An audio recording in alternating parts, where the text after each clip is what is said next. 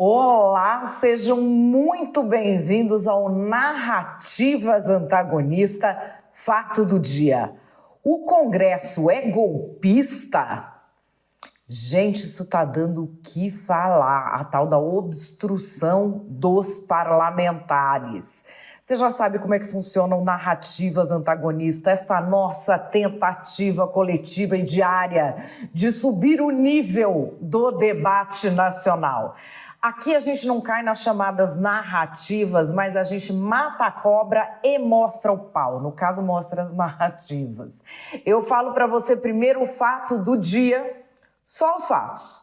Depois, qual é a narrativa de esquerda, qual é a narrativa de direita e, por último, a minha opinião. E aí, é claro, vocês sempre participam aqui, deixando a opinião de vocês aqui embaixo. Quero agradecer a todo mundo que está me falando aí nas redes, que no final de semana maratonou o Narrativas Antagonistas. Sabe que tem uma playlist aqui no YouTube do Antagonista que você pode maratonar, rachar o bico da galera que repete narrativa, feito papagaio, se achando assim, donos dos comentários mais inteligentes da República, e também aproveitar para não cair mais nessa, né? Porque é muito tentador cair em narrativa. Vamos lá para o fato do dia, então? É a tal da obstrução, que está fazendo muita gente dizer que o Congresso é golpista. O Congresso Nacional é golpista? Começando aqui com os fatos, é algo que vem se arrastando nesta última semana. Houve um momento em que foi feita uma entrevista coletiva à imprensa de deputados que representam dois partidos, Novo e PL, além de diversas frentes parlamentares. O que são frentes parlamentares? Geralmente você ouve falar delas assim como bancada evangélica, bancada do agro. Como é que se decide quem é bancada evangélica ou do agro? É pela cara do freguês? Não, é pela criação de frentes parlamentares, que elas são, na verdade, uma reunião de parlamentares por interesse, mas tem documento, tem o nome de quem faz parte. São diversas frentes parlamentares, mas não são só de direita, vamos dizer assim. Tem, por exemplo, a Frente Parlamentar de Defesa das Pessoas com Deficiência. Os parlamentares se reuniram e fizeram essa entrevista aqui, abrindo praticamente um debate público com o Supremo Tribunal Federal e se colocando em obstrução. Vamos dar uma olhada. Não podemos permitir que aqueles que não tiveram um voto sequer queiram se miscuir na nossa atividade parlamentar e legislar em nosso lugar. Porque quando o Supremo faz isso, não tiveram um voto sequer, nós, representantes do povo, como diz a Constituição, estamos sendo desrespeitados, mas mais do que isso, quem está sendo desrespeitado é o povo brasileiro, é a soberania popular. Por isso que agora a Câmara dos Deputados, Congresso Nacional, Senado, faz esse movimento de obstrução para que haja uma resposta a essas usurpações, essas invasões de competências. A população há muito tempo vem nos cobrando. Para que vocês servem? Para que servem 513 deputados e 81 senadores se vocês deixam o Supremo legislar? A obstrução, ela não é uma coisa que foi inventada agora. Ela existe, ela é utilizada muitas vezes pela oposição. O PT utilizava muito isso antes de chegar ao poder, era um dos partidos que melhor sabia jogar com esse mecanismo da obstrução, que é previsto no regimento interno. Ocorre que, pela particularidade desse momento político, a gente teve uma eleição que foi quase 50-50. E o Congresso, ele não tem uma maioria governista. Então, a obstrução acaba paralisando tudo que é votação. Geralmente, acaba paralisando aquelas que precisam de um quórum mais qualificado, mas nesse caso, não está indo nada. Então, o líder do governo, José Guimarães, perdeu ali as estribeiras uma hora, chamou todo mundo que fazia oposição meio de bandido e tomou uma invertida do pessoal do Novo, que é um dos partidos que assina a tal da obstrução. Mas é oportunismo fazer obstrução numa matéria como essa é um crime contra o agronegócio brasileiro. Acusou todos aqui de sermos criminosos por fazermos obstrução. Criminoso é o Lula! Bandido! Devia estar na cadeia! Não nós aqui que estamos fazendo trabalho a favor do Brasil! Contra o que o Supremo Tribunal Federal tem feito, inclusive libertando um bandido como Lula! A gente está vendo que a harmonia dos poderes não existe mais no nosso país. Um poder está passando por cima do outro explicitamente, estão usurpando os poderes do legislativo. Não tem nenhuma condição de chamar alguém aqui de criminoso. Quem defende bandido? Nas redes, nós não estamos vendo os parlamentares governistas falarem da obstrução. E houve um movimento durante a semana que é o seguinte: o Centrão acabou aderindo também.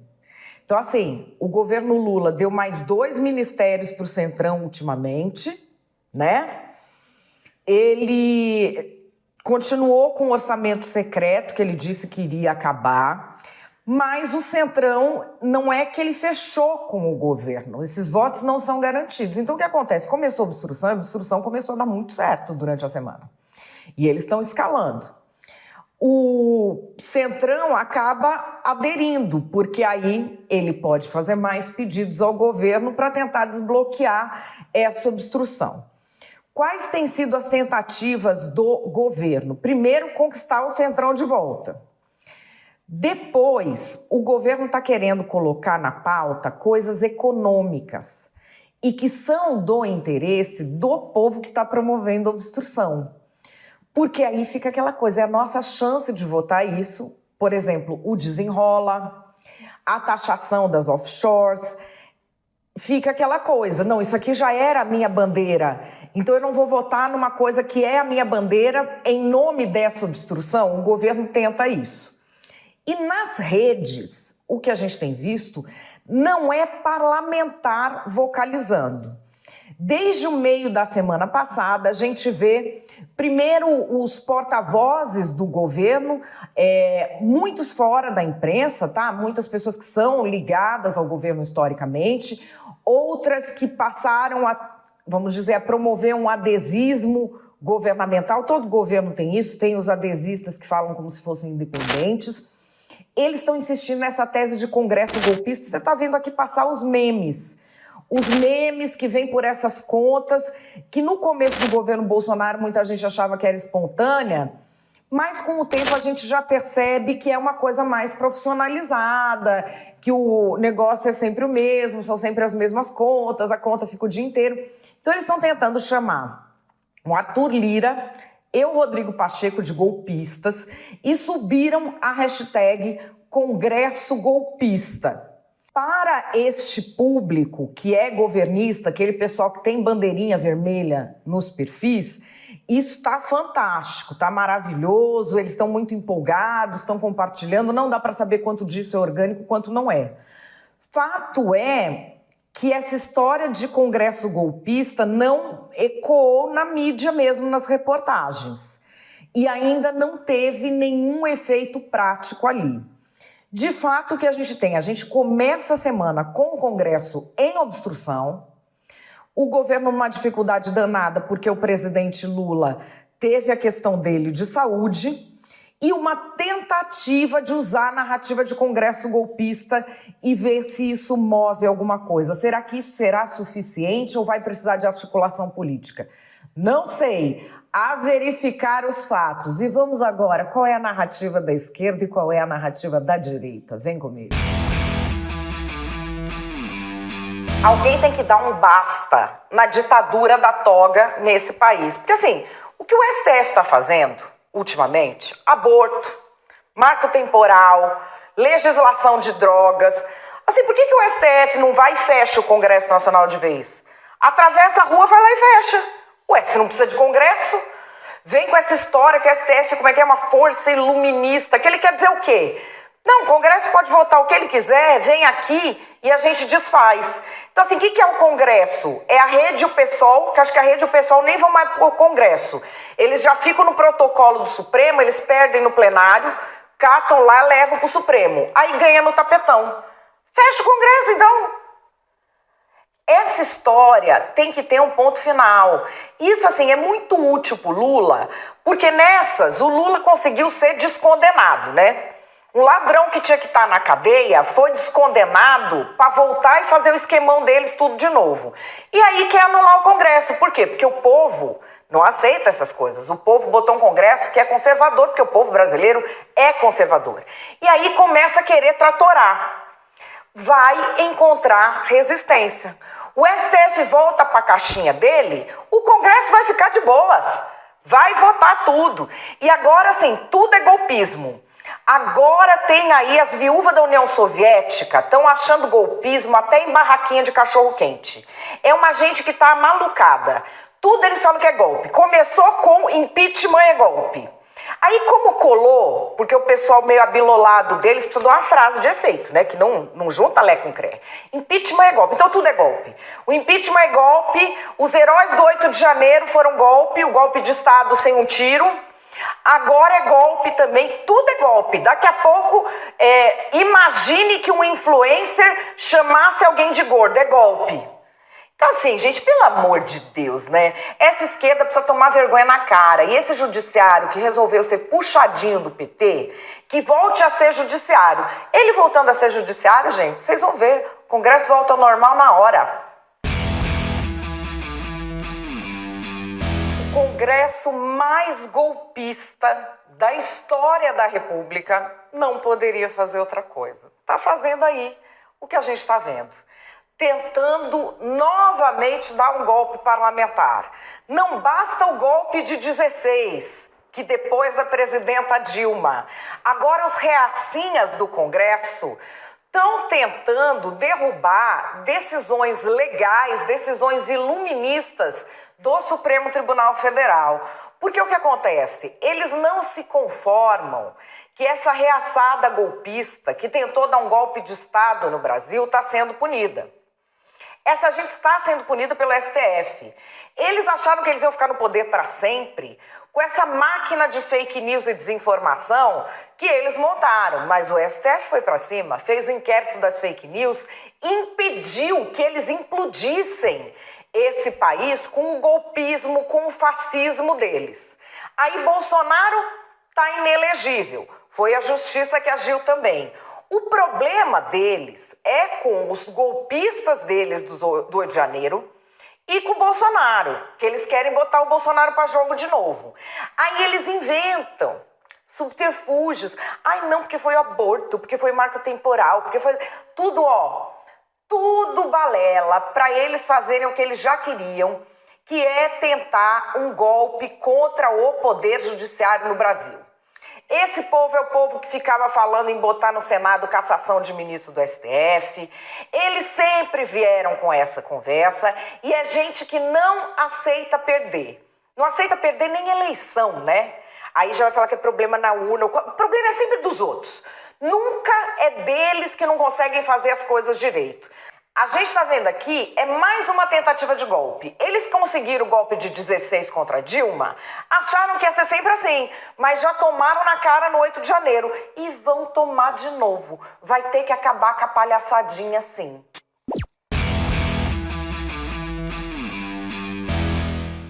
A minha opinião é que na treta do Congresso com o STF, o Lula que corra para escapar de bala perdida.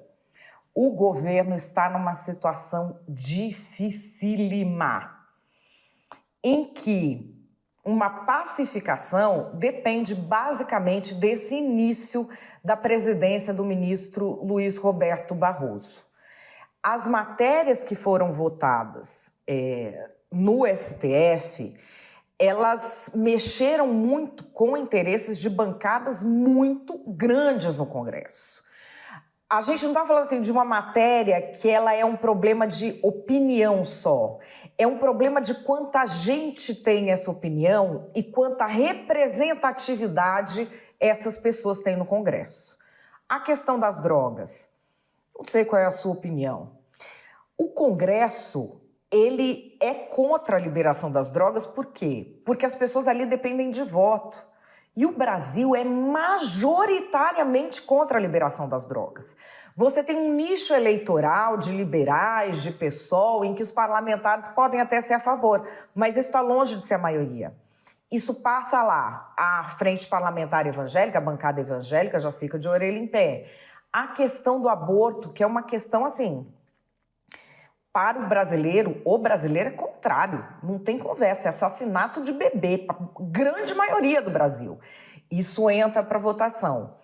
E existe uma teoria política, o ministro Barroso até já falou mais ou menos sobre isso, na entrevista coletiva que ele deu à imprensa depois da posse, de que o STF seria uma espécie de iluminismo, um poder iluminista para garantir determinados valores, que é um raciocínio diferente do papel de corte constitucional. Por quê? Parece igual, mas não é. A Corte Constitucional, ela analisa ali se está dentro da lei ou não. E a lei quem faz é o Congresso. Nessa ideia iluminista, a Corte estaria para preservar outros direitos, além daqueles ali. Direitos fundamentais, ou de liberdade, ou a democracia. E ela teria este papel. Há alguns especialistas no tema da democracia que dizem que neste modelo, um poder judiciário não funcionaria somente como um dos poderes, mas ele seria como um poder de uma elite intelectual que blinda o povo contra si mesmo. É uma elite que protegeria o povo de si mesmo. Há intelectuais que dizem que essa é a ideia. O Congresso Nacional está vendo assim. E aí, não é porque o Congresso é bonzinho, porque o Congresso gosta do povo. É porque se essa elite que blinda o povo de si mesmo, ela é a que prevalece, então o Congresso tem menos poder, porque o Congresso é o representativo do povo. Ele está lá para decidir em nome do povo e, numa situação, vamos dizer, ideal, decidir aquilo que o povo quer. Então, agora a gente tem o seguinte: digamos que, no meio disso tudo, o ministro Barroso paute aborto. Aí, gente, vai ser a guerra aberta. Aí o governo vai precisar botar todos aí seus microfones de aluguel para falar que é golpe, que é isso, que é aquilo, tentar algum tipo de ação em que diga que está sofrendo um golpe. O Centrão vai se aproveitar.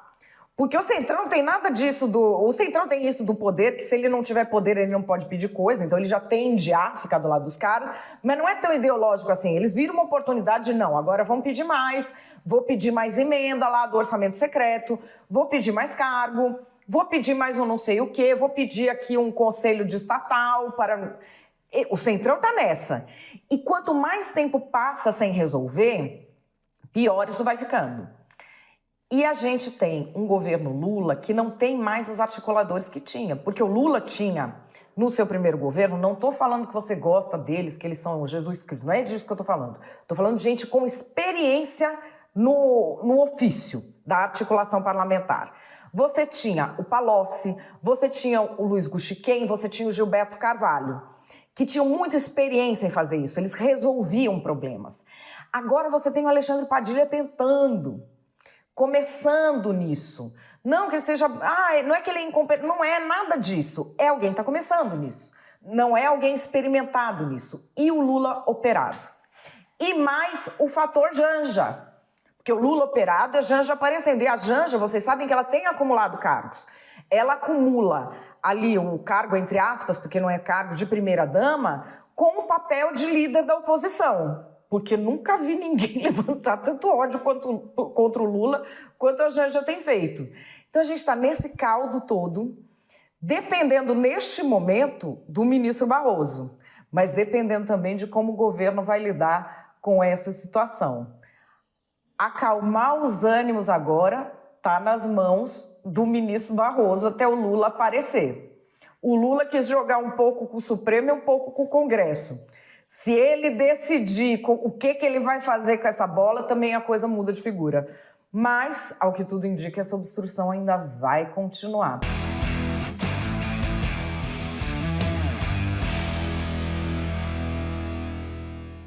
E você? Qual é a sua opinião? Já deixa aqui embaixo para mim. Você sabe que todo dia, 5 da tarde, eu tô aqui com vocês no Narrativas Antagonista. Já compartilha com quem você gosta. Muito obrigada por todas as mensagens que vocês têm me mandado. E conta para mim, o que é que você acha dessa história da obstrução? Vou ficando por aqui, volto amanhã. Beijo para vocês, até lá.